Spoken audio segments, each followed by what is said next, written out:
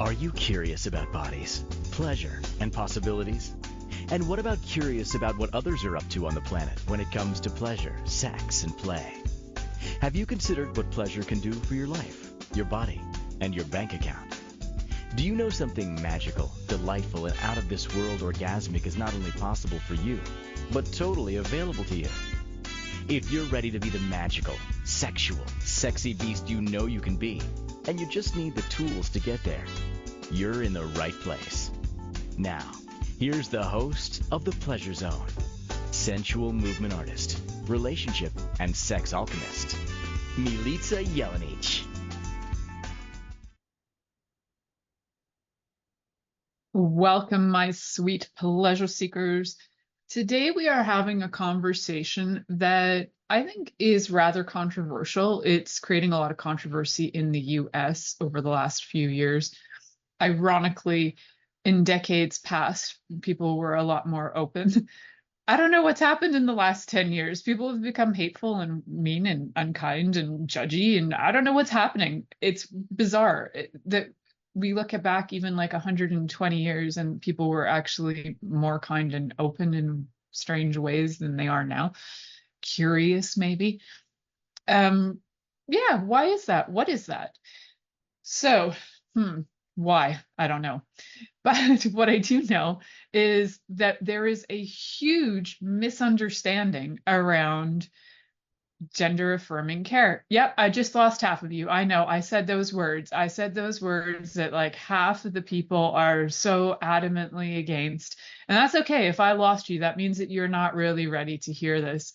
And if you're still here, that means that you're actually curious enough to find out what else is under that category of gender affirming care. Because I don't know if you know this, not all gender affirming care is for trans people, and it's not all geared to trans kids. Who knew, right? Well, I did know. And sometimes people don't let you get a word in edgewise and they just want to fight you. And I'm like, I don't want to hear about it. It's no, it's evil and wrong and blah, blah, blah. And they won't hear it. But ironically, those are some of the same people who have gone off and done gender affirming care and didn't realize it. Well, there's irony for you. So, what is gender affirming care? Now, there are different definitions, but one of the main definitions is where you're having different care, whether it's psychological care, physiological care, hormone therapy, different things that will help you feel comfortable in your body. So why would you want to be comfortable in your body? I don't know. So you stick around and have a life and don't want to kill yourself? There's an idea. Well, now that's just a silly idea. Now, if you don't like your body, you should just go kill yourself. Okay, sarcasm fully there. No, you shouldn't. We have options. And the thing is, if we look back historically, we have been doing things to morph bodies forever. There are medical records written way back in ancient Greece where doctors were giving surgeries to women with enlarged clitorises because they thought that they should. Not that the women were asking for it, but because the doctors thought they were going to become what we would now call hypersexual. And they thought that was inappropriate. So, surgeries, clitoridectomies essentially, were happening 2,000 years ago and more. And so these different ways that people have changed their bodies in order to feel more comfortable in their body has been going on forever. And medicine for quite a while, and we'll talk about some controversies around that. Medicine for a while has been trying to create the perfect body, whether that's, the historical stuff with doctors doing that even 2,000 years ago in ancient Greece, doing things to clitorises so that they would be normal size and not large and not scary. Not too scary. You wouldn't want to compete with a man's penis who might have a micro penis. You wouldn't want to scare those boys off and have a larger clitoris than because that would be offensive. So don't want to do that. But what might be happening too is that there is so we've got this It's more visible now, I suppose, because we have all of these different social media outlets where people are talking about this stuff. It's all in the politics these days. People are fighting over why this exists and why should it exist. And these are the same people who, do things like change their skin color to orange so that they feel more comfortable in their skin. I don't know, but that's okay. Or getting hair implants so you feel more comfortable with your hair, or you're, getting liposuction so you feel more happy or feminine in your body. Now, I might be taking that a little step further, as that might not be gender affirming so much as it could be just for allowing you to feel happier in your body, period, but not necessarily directly about your gender. So the dysphoria, though, still has to do with your body. And what is dysphoria? It's like the dys is in lack of, like, phoria, like the happiness. So euphoria is like happiness. Dysphoria is unhappiness. And why is this coming up so much, and why has it become so fascinating to people? I think it's because people had some time over the last few years to sit around. They didn't have to drive off to work for an hour a day. They got to work from home. So now they have this extra hour or two every day to go on social media and rant and get mad about things that aren't generally that accurate. So one of the controversies that is coming up is the gender affirming care for children. Now, I know a lot of kids and teenagers who have experienced gender dysphoria. And of all the kids I know, about probably 15 to 20 of them, 2 out of 20 have actually gone on to have any kind of either surgery or hormone replacement. 2 out of 20. And they also didn't do that till they were well over 18, 19 years old. So they didn't have puberty blockers either. So until you actually have a conversation with somebody who's trans, maybe keep your mouth shut. Just find out what's going on in their life and like what they're experiencing. So until then, but what we can do is talk about the cisgender people who are having gender affirming care. What? That exists? Yes, it does. I know it's alarming. Why would they let this happen? Why are they letting the children have gender affirming care? If they're cisgender, why does this happen? I know. Okay, so let's stick with one thing that's really, really quite probably more common than you think. So in about 6 to 8% of pubescent boys who are biologically male, XY chromosome probably, maybe XXY, maybe some variations, because guess what? There are a lot of variations. There's over 66 variations if you didn't know. It's not so binary as we thought it was. Actually, we've known that it wasn't binary for years. I've known that since I was in grade 8.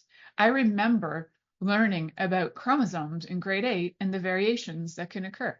XX, XY, XXY, XYY, so many different variations there within. This is reality.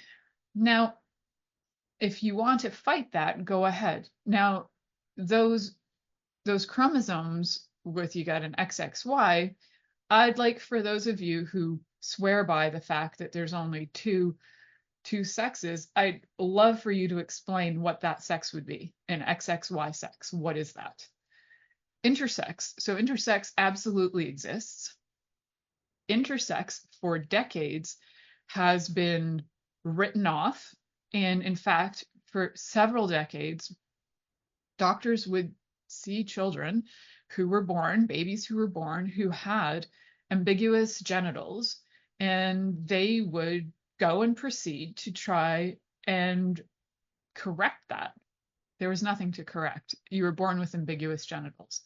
So there are a lot of kids who have had ambiguous visible genitals, but then we also have the internal organs that aren't always so obvious, right? So there are quite a number. So the numbers vary because not everybody goes to the doctor to find this out. And some people will literally be like 35, 40, or 50 and never even know this has occurred because their external genitals look like the genitals that they were identified with at birth. So AFAB, that's assigned female at birth, or AMAB, assigned male at birth. Generally, this is what's happened over the last several decades. You're either AFAB or AMAB, assigned female at birth or assigned male at birth. However, we now have doctors finally who are looking at ambiguous genitals and saying, we don't know. This could be intersex. The only way you can actually go on to know that for sure, there may be evidence, visual evidence, and I have met intersex people. I know I've met people of all kinds. And if you haven't, you're missing out in the world because the world is vast and interesting and fascinating. And actually, the first time I met somebody who was intersex, I was 25 years old, and this person happened to be actually like a quite well-known musician in England. And they lived their life as a female. However, they had ambiguous genitals and had married both a man and a woman in their life because they were attracted to men and women, but also their genitals were not defined, and they were not defined in that way, right? So they were ambiguous and they had the right to marry either. Isn't that cool? So that's before the right to be married as, to have the right for gay marriage. That was before that it was allowed. We're talking mid 90s, I guess. So that's 25, 2000. I don't know when the rules switched over in England, but I know it was early 2000s or late 90s in Canada.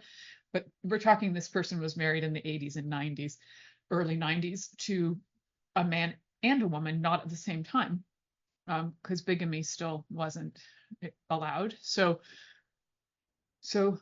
you might have some ambiguous genitals. Now, they never had what we call gender affirming care because they just lived their life as they were with what they were born with. Now, other people might not be happy with that. They might have ambiguous genitals and they might want to be having, or they might feel one more specific gender than another. They might feel that way. So you might have ambiguous genitals, but you feel like a girl. And some people will go off and have not only gender affirming care, but life-saving surgery, because sometimes what happens for people who are intersex is that they've been born with internal testicles, but external female genitalia.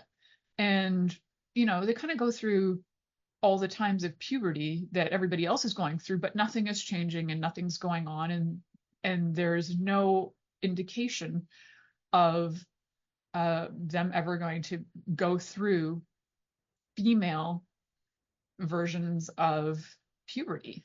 So sometimes people will at that point end up going to the doctor and finding out that they might have androgen insensitivity. Androgen sensitivity, insensitivity. It's one of those. So, sorry, one of those. And they might find out that they have internal testicles. Well, what does that mean? It means they're intersex. I know that this is like a foreign thing to people, but we also had that big scandal during the Olympics, and the person with the scandal that was a boxer very well could have been intersex, but I don't think it's any of our business, frankly. As you may have realized later on, that person, not only did they identify as female, they just happened to have more testosterone in your body. And I had an aunt who had a heck of a lot of testosterone in her body, who had a very hard time conceiving in her life, almost didn't have children. And she had one child, and her other child she ended up losing, but she was covered in facial hair. She was very masculine looking. And she had large breasts. Like, she had a lot of ambiguous characteristics. So that could be something that was going on, right? And had my aunt gone in to box men and won, I would say, good for you. Had my aunt gone in and boxed women and won, good for you. I don't think it really matters. That's such a side note. So I realized I kind of talking a little bit about the ambiguous genitals because the reason for that is that there are quite a few gender affirming surgeries that are happening without people's permission, not as much as they were before in the last 40 years or more, but they still occur. And so some people may have been assigned a certain sex, which is not the same as gender, at birth. And in doing that, they may have assigned the incorrect sex. So you could be having right now an entire influx of people who have had surgeries at birth and completely were misidentified. So if you had that happen to you and you're questioning, and you know what, you might not even know if that happened, because a lot of times these things were just like, we're just going to take your baby away and do this little, your baby needs surgery right now. And there are lots of parents who didn't even know this happened. And sometimes parents knew it happened, but they didn't know how to approach it. And they were also bullied by doctors into it, because there was a doctor, especially in the US, who was very adamant that this stuff has to occur. Like, you have to do one or the other. You couldn't have ambiguous genitals. In Europe, there have actually been intersex identity options on birth certificates for well over a decade. But that wasn't the case in the US. And I don't know if it is the case anymore either. I don't know if that's going away. I don't know if anything in the current political climate will allow people to identify as, or to be identified as, intersex at birth. I have no idea. The only way that we can actually know whether that exists is if you compare outward genitals with chromosomes. And if your chromosomes don't match what you're seeing, the chances are you're intersex. Or if you're ambiguous, chances are you're intersex. So I know this is hard for some of you to hear, but if it was, you probably wouldn't be listening anymore. There are stats on that between 2 out of 1,000, so 1 in 500 people are actually born intersex. The numbers are probably a lot more different now, because they're probably higher, only because the surgeries are not happening as much and more people are being able to find out later on what was going on. And they are redefining what that looks like. So some countries under the category of intersex include anything that's anomalous to the gonads. So what are your gonads? They are your testicles or your ovaries. So if you have something like PCOS, in some countries, I believe in the Netherlands, you could be categorized as intersex. And I know a lot of people with PCOS. I also happen to know some people who are identified as male at birth who have 1 or 2 internal ovaries. I think I'm just the lucky person who gets to know all these really cool people who have all these really interesting things going on with their bodies. And what that's done for me is get me the heck out of judgment about people. I didn't really have it before, but I certainly don't have it now. Okay, so that is some gender affirming care that might need to take place, because there were surgeries that were performed without consent, without knowledge, any of that. So we are going to have maybe an influx of people over the next few generation or so that are going, hey, wait a second, that wasn't cool. And there are probably people in my generation who had that happen and are waking up going, wait a second, this isn't working for me. So we're going to head to our first commercial break. We're going to come back and we're going to talk about some other factors that might be gender affirming care that you didn't know about when we come back from this commercial break. Are you secretly a voyeur, wondering what's going on in other people's sex lives? What if now is the time for a totally different sexual evolution? Are you interested in people who are pioneers of different sexual and pleasurable practices? Lean in now with Milica Jelenic, where she will entice you and your body to know your own pleasure zone. On the Pleasure Zone radio show with sensual movement artist Milica Jelenic, you'll receive tools, inspiration, and a foundation to allow yourself to receive more in your sex life. and quite possibly other areas of your life as well. Listen for The Pleasure Zone with Milica every Monday at 8 p.m. Eastern Time, 7 p.m. Central Time, 6 p.m. Mountain Time, and 5 p.m. Pacific Time on InspiredChoicesNetwork.com.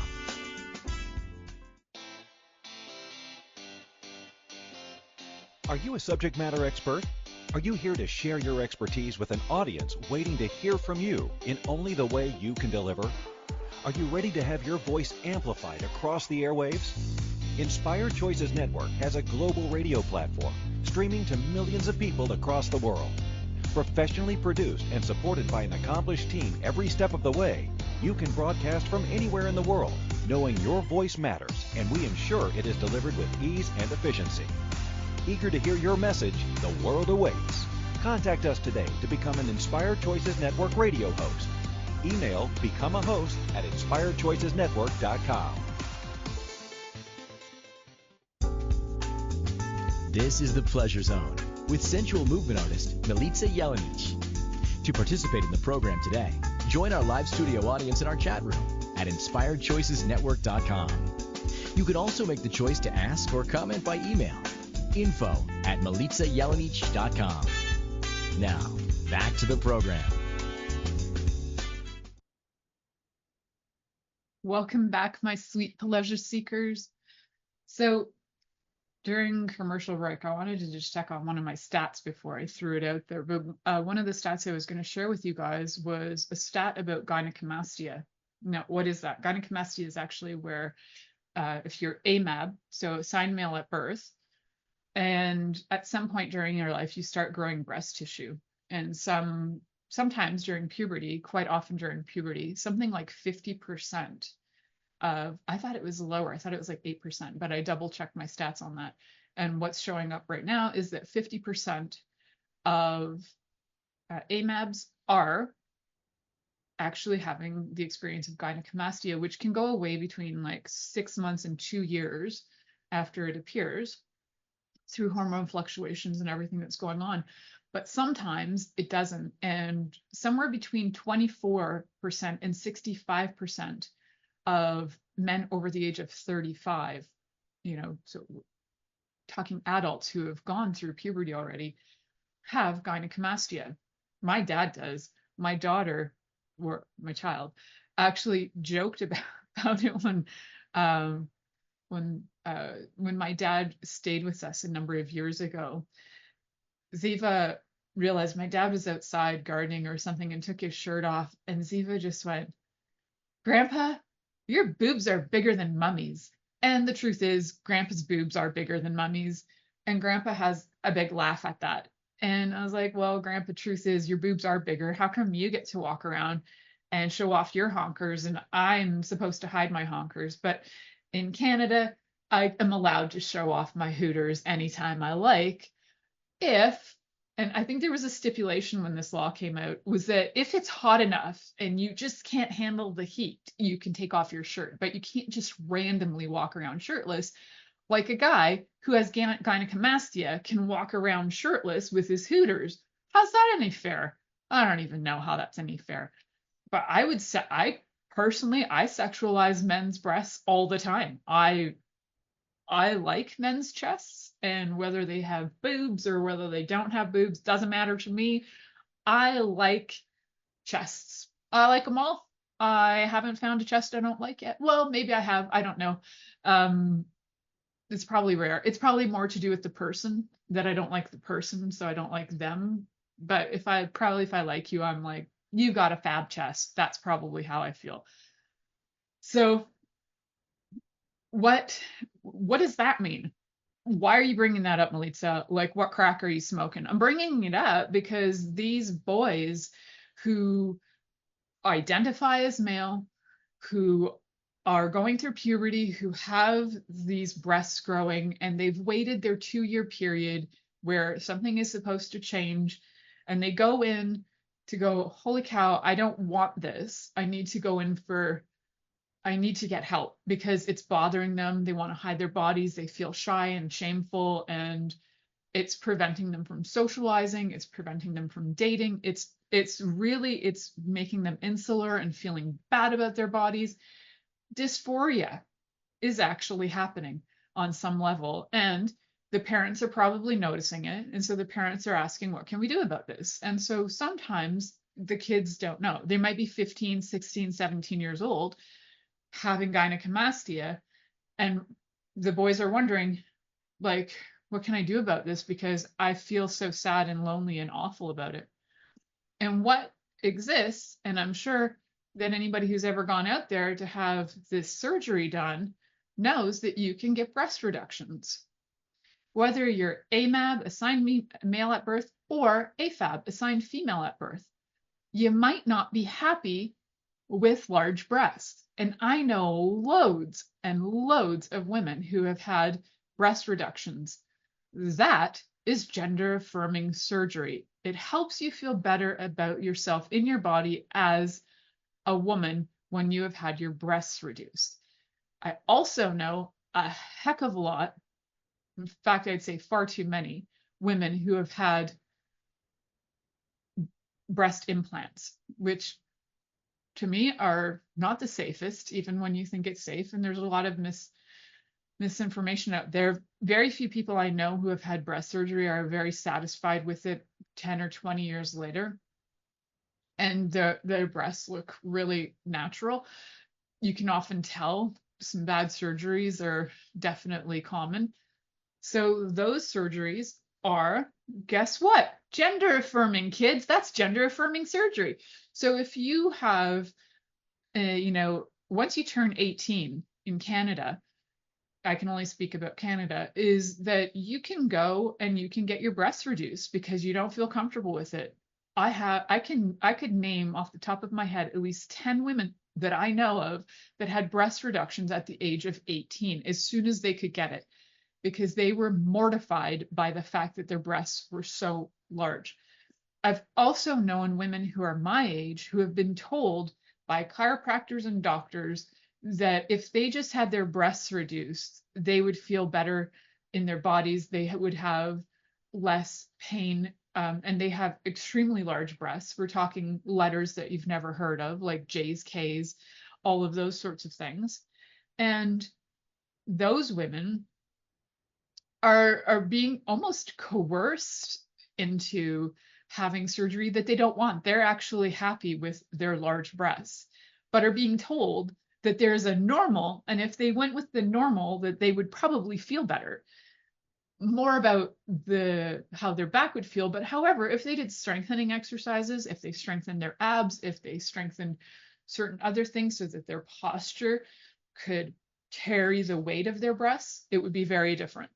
For me, it's easy to correct my posture. I have very average breasts and probably smaller than average now, but average in the 80s is different than what was average in the 2000s.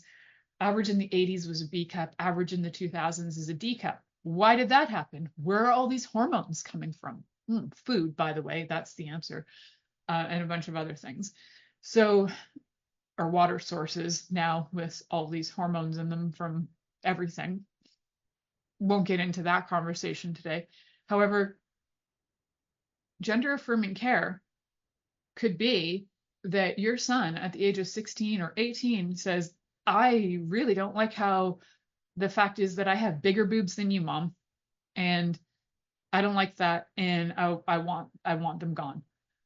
So your son is affirming that he wants to be more typically male by getting his breasts reduced. How do you feel about that, kids? Is that okay with you? Are you okay with that? You're probably okay with that. Why is that? Why is it okay for that, but it's not okay for a trans kid who does not feel comfortable in their body to be able to go out and get gender affirming care? Why is that? It's about comfort in the body. And how do you know if you're comfortable in your body or not? You'll know, you'll feel it. For years, I was not comfortable in my body. It took me till I was about 40 years old to actually be okay with having small breasts. Not just okay with it, but can like enjoy it. And a lot of it was actually having to hear it from other people, like hearing it from my husband that he loves it. And I was like, oh, I didn't know that. I didn't know that because my assumption was all men like big boobs. That was my assumption, frankly. And I was like, and if you don't like big boobs and you like women with small boobs, then you, sir, must be a pedophile. My husband's not a pedophile. Definitely not. Doesn't even really being around kids as much as kids love to hang out with him, but he'd rather go chop wood. So it's not that he doesn't like kids. He just doesn't want to really like hang out with them or something. I don't. It's not trying to badmouth my husband. He's great. So, so gender affirming care is definitely not everything that people are assuming that it is. It's not always somebody going, well, I'm definitely not this. I want this. No, it can be so subtle that you don't realize it. It can be as subtle as getting facial reconstruction done so that you feel like you look more like whatever sex you identify with, whatever gender and sex you identify with. Now, I have a friend from high school, and I won't name names, but I think if you went to high school with me and you knew this guy, you would know. His mom looked almost like exactly like him. She was very masculine. To use the word, she was a very handsome woman. And I think a lot of people probably thought, even back then, we knew about trans people. Probably a lot of people back then wondered, was she trans? And the thing is, she wasn't. She had 2 children, right? So there's a lot of assumptions. People will be like, definitely that. Well, not definitely that. Just because you assume the facial structure, some women have very masculine facial structure. And some women have had more hormones in their body to look more masculine, some more male hormones in their body that make them appear more masculine. And there are lots that on the other end of it as well, where you have lots of AMABs, assigned male at birth, who have had very feminized features and look more feminine. This happens, folks. It's not all so black and white. All right, we're gonna come back from this commercial break. You're listening to the Pleasure Zone here on Inspired Choices Network. We'll be right back after this commercial.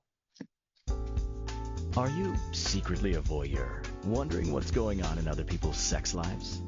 What if now is the time for a totally different sexual evolution? Are you interested in people who are pioneers of different sexual and pleasurable practices? Lean in now with Milica Jelenic, where she will entice you and your body to know your own pleasure zone. On the Pleasure Zone radio show with sensual movement artist Milica Jelenic, you'll receive tools, inspiration, and a foundation to allow yourself to receive more in your sex life, and quite possibly other areas of your life as well. Listen for the Pleasure Zone with Milica every Monday at 8 p.m. Eastern Time, 7 p.m. Central Time, 6 p.m. Mountain Time, and 5 p.m. Pacific Time on InspiredChoicesNetwork.com.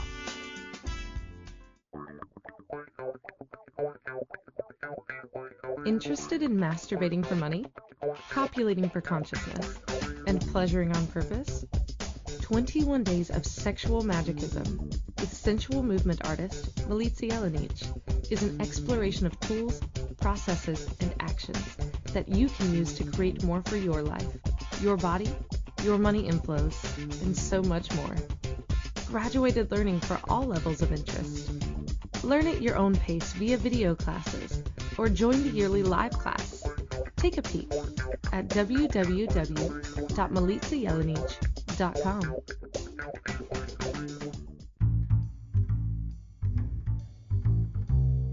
How wonderful would it be to carry your favorite Inspired Choices Network host with you throughout your day? Well, now you can. Inspired Choices Network now has its very own mobile app. Our free app offers live streaming shows, along with thousands of podcasts and TV episodes. Our shows cover a wide variety of topics. Whether you're waking up with us, carrying us through the day, and taking us to bed with you, we're always here for you to enjoy. We're easy to find. Just search for Inspired Choices Network in the Apple App Store or Google Play Store. This is the Pleasure Zone with sensual movement artist Milica Jelenic. To participate in the program today, join our live studio audience in our chat room at inspiredchoicesnetwork.com. You can also make the choice to ask or comment by email, info@milicajelenic.com. Now, back to the program. Welcome back, my sweet pleasure seekers. Today, I kind of just dived right into the topic. So for those of you who are just coming in now and you're wondering, what is this about? Who is this person? What are they doing? Or if you've been listening and you're new to this program, my name is Milica Jelenic, and I have been working with people for 27 years in my holistic health practice, as well as in the last 10, 12 years, I've been working as a sex and intimacy coach as well. My fascination with sex and bodies and all things to do with human sexuality started really young. I had awareness of pleasure. I pleasured myself when I was really young. I'm fully aware of it. Didn't really know what it meant or what it was about. It didn't really matter. It was more like it felt good. And as I got older, when I was in my early teens, 12 years old, like tweeny years, I started listening to a radio show in Canada called Sex with Sue. And she was on Sunday nights and would teach us all kinds of great things about bodies. It was very fundamental. She was very fundamental in her approach. She died a few years ago. She was a nurse and she was an amazing sex educator. And she talked a lot about some of the most important things like consent and communication. And just getting to know a little bit of anatomy so you know what you're working with, right? Like, what are these parts and how do they work? And how can you get in positions that make you feel comfortable and really good? So she was actually a great inspiration to where I later on went on to university and took several courses that were related to human sexuality, history of human sexuality, that sort of thing, psychology related to that, all things to study human sexuality. I did not get a degree in human sexuality because, believe it or not, I didn't know that I could.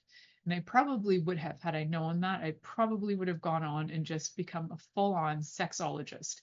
At the time, I went for psychology, and through that, got to take all these other bonus courses. So today's conversation is a conversation that I'm sure there will be some controversy around, which is fine. You can, spit and vomit all over the comment section if you want.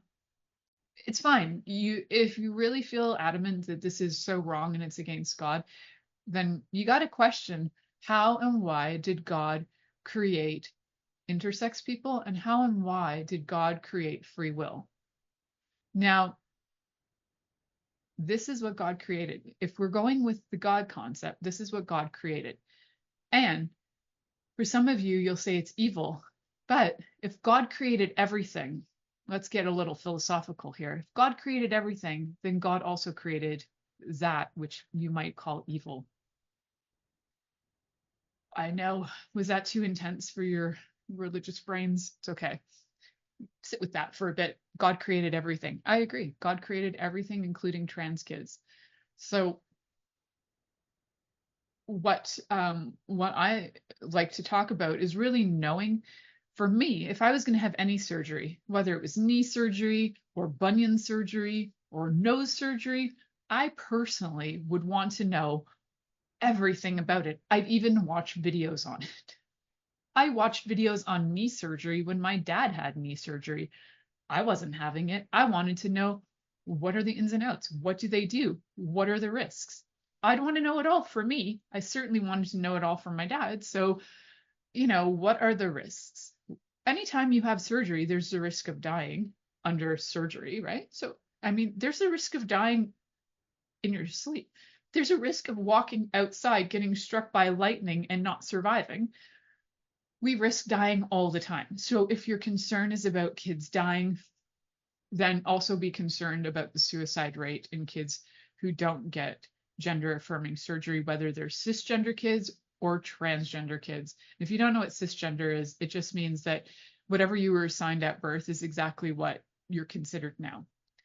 Yes, it is a term created by the trans community just so that it actually has to do with fats, cis fats and trans fats, because the trans part was also having, that word was not created by the trans community. So the trans community created a word for the cis community.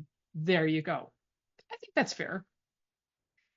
So when we look at surgeries of any kind, if you are AMAB, assigned male at birth, and you are having gynecomastia and you're like 20 years old, 25 years old, and you're wondering, why are my breasts not changing? They said it would only be 6 months to 2 years. It's been going on for a long time. Some things to consider are definitely get your hormones checked. If you don't know what hormones to get checked, feel free to send me or connect with me through my website, milicajelenic.com. Book a little half an hour with me. That is still going to be available until December of 2024 for free. And I can go through with you all of the hormones that you want to ask your doctor about. And then what you might also want to get checked is your pituitary gland and find out, you might have to do a CAT scan. You want to find out whether you have anything, if your pituitary gland is calcified, if it's got a tumor, if you have cancer in there.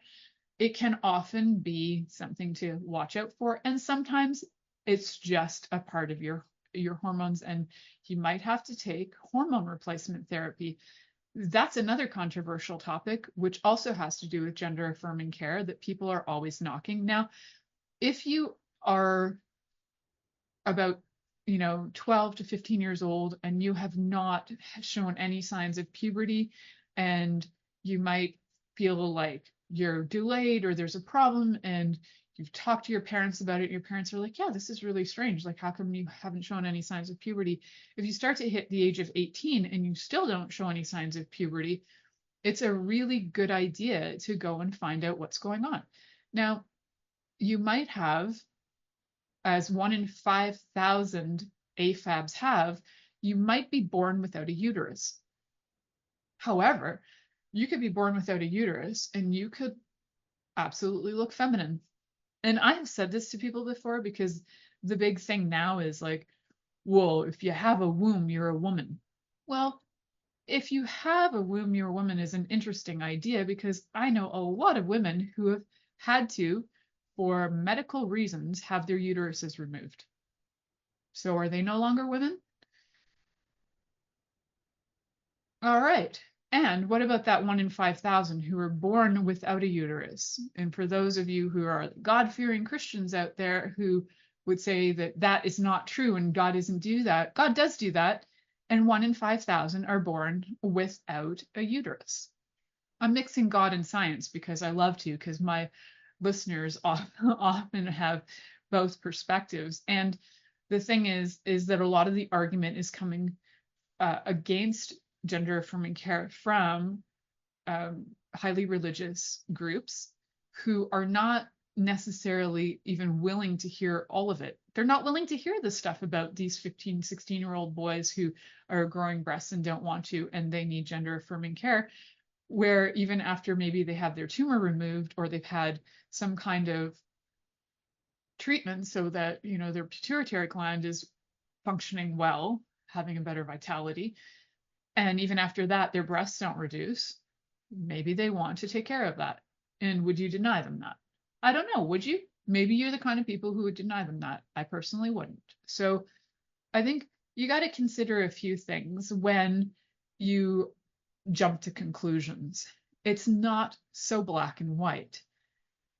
So hormone replacement therapy is a gender affirming care. Therapy, talking about things, is a gender affirming care. Surgeries are gender affirming care. And sometimes the subtleness, but not even always so subtle, things like facial reconstruction, right? Just so that you can feel more like comfortable in your body. So whether you had been born with a very large masculine nose and you wanted to slim that down, guess what? And you wanted to look more feminine, guess what? Gender affirming care. I know that must really be frustrating, but it's true. And you may have even had breast reductions, breast implants. You may have felt like you needed to have butt implants. I don't know. People go for all kinds of surgeries. I want to be really clear that I am the the reason, the top and only reason to have surgery is if it's going to save your life. And if you are absolutely at the level of like suicide and you need this kind of surgery to save your life, absolutely. Otherwise, guys, the risks are, I don't know if they outweigh the benefits. And usually somebody who's going for surgery is at their wit's end. Unless some people, they're just like, oh, that seems like fun. Everybody's getting their nose done. I'm going to get mine done too. That is just bizarre to me.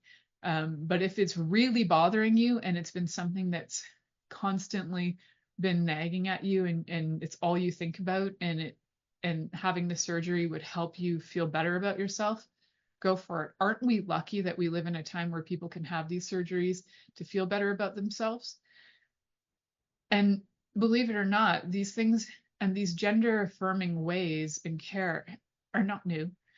I know that my dad talked about when he lived in his village in Serbia, there was somebody who was trans, and everybody just accepted it as truth, as the person was born, assigned female at birth, lived as a man their whole life, lived with a woman, and farmed like a man, was a shepherd. And my dad only realized when he was a little bit older that this person was actually had female genitals because they were hanging out with, shepherding one day. My dad went to pee and realized that this person didn't pee the same way. And he was like, huh. So that was around 1945, guys. Surprise, trans people are not new to the planet. So it actually goes back. There are records of trans people for thousands of years, as far back as records go, pretty much. But the gender affirming care goes back thousands of years, whether people, the surgeries go back thousands of years, whether they affirmed or people wanted that or not. Those surgeries were being performed sometimes against people's choice. It was just regarded as, nope, that's wrong and bad, and we're going to do this. And we're talking about times when there wasn't, like, you couldn't go under, right? This was not safe surgery. So people would often die just being given like versions of clitoridectomies so that they would be normal. Anyway, we're going to head to our next commercial break. You're listening to the Pleasure Zone here on Inspired Choices Network, and we'll be right back after this commercial. Are you secretly a voyeur, wondering what's going on in other people's sex lives? What if now is the time for a totally different sexual evolution? Are you interested in people who are pioneers of different sexual and pleasurable practices? Lean in now with Milica Jelenic, where she will entice you and your body to know your own pleasure zone. On the Pleasure Zone radio show with sensual movement artist Milica Jelenic, you'll receive tools, inspiration, and a foundation to allow yourself to receive more in your sex life, and quite possibly other areas of your life as well. Listen for the Pleasure Zone with Milica every Monday at 8 p.m. Eastern Time, 7 p.m. Central Time, 6 p.m. Mountain Time, and 5 p.m. Pacific Time on InspiredChoicesNetwork.com. This is the Pleasure Zone with sensual movement artist Milica Jelenic. To participate in the program today, join our live studio audience in our chat room at InspiredChoicesNetwork.com. You can also make the choice to ask or comment by email, info@MilicaJelenic.com. Now, back to the program. Welcome, my sweet, sweet pleasure seekers. Today I've been talking about gender affirming care because this issue is coming up in the news, and there's a lot of conversation around it. There's a lot of issues that are coming up in the news with elections happening, and I'm not trying to date my show, but I think sometimes even if you listen to this in the future, because I have people listen to my shows for the last 10 years and I still have people listening to the shows from the first year. It's really cool. Wish I'd done predictions or something to say what was going to go on, but I didn't. Or maybe I did one year. Anyway, the the thing to look at is like what's going on in the media, what's creating this hubbub, why is there so much attention on this, and what are they deflecting from? Like, there's an awful lot of controversy around this, and at the same time, on the planet, there is an awful lot of famous people, politicians, celebrities who are now being called out for human trafficking. So are these conversations just to kind of deflect from what people are up to? I remember that there was a lot of deflection going on in the 90s. There was stuff going on with Clinton, with his Monica Lewinsky stuff. And at the same time, Clinton sends off a whole bunch of military to go blow up the former Yugoslavia. So he was doing stuff. I said that too, and you can go fight me on that if you want. I have family that was there, so I'm going to say it. And sometimes these things are just to deflect. We're going to create an issue here, go, pay attention while we deflect and have this all happening. So has all this attention been brought onto these topics to confuse you, to create conflict, to create separation? Absolutely. It's been created to create separation, 100%. Because when we look back even 100 years ago, there were interviews. There was an interview with a trans man in the 1930s, I think it was, living in England. And the questions were from a place of curiosity, and the person was being respected as male. So the pronouns that everybody was referring to the trans man as was him, and it was accepted. Then what happened? So this is early 30s. Then what happened was Hitler. So around the early 30s, moving into the late 30s, we had, I don't know if you guys know this historically, but some of the very first people that Hitler decided to go after was the queer community. And so they were the first to get rounded up. They were the first to have symbols put on them. So if you were Jewish and queer, you had the double whammy. If you were a Slav and queer, double whammy. Hitler did not like Slavs, kind of put them with gypsies, Slavs, Jewish people, and dogs. He had them all categorized together. So if you were queer on top of that, you had the double whammy, and it was going to be a really bad time. So for some reason at that time, the entire world shifted their perspective, and then it became a little bit better. And then the 80s hit, and the AIDS epidemic hit, and every gay man was now being accused of creating AIDS, and that they were the ones perpetrating it, which we know isn't true because lots of women have AIDS too. So that was happening. And then the hate on for queer men really happened in the 80s thanks to AIDS. And then things started to get a little bit better again in the 90s, the late 90s, early 2000s. And now we have this again. So we've had these trends over time where it's like, okay, and then it's not okay. So people are living constantly in fear. Can't we just let them be? Like, just let them live. And if they need gender affirming care, if they need psychiatric help, if they need medication for depression, you'd probably give them medication for depression, but you might not give them HRT. Like, I don't know, if you're going pharma, you're going pharma. Just and if you need surgery, you need surgery. If you had your knee fall off and you needed surgery, you'd probably have surgery just so that you could function better. And body parts are body parts. And if you need to have surgery on them, learn about the surgery first. I'm not a fan of just jumping into surgery and not knowing what it does and what the issues could be. Definitely know about it before you choose it, and get yourself as much Thank you for listening to The Pleasure Zone with sensual movement artist Milica Jelenic. The Pleasure Zone returns next Monday at 8 p.m. Eastern, 7 p.m. Central, 6 p.m. Mountain, and 5 p.m. Pacific on InspiredChoicesNetwork.com. We hope you'll join us. Until then, have the best week of your life by choosing to be turned on and tuned in to your body.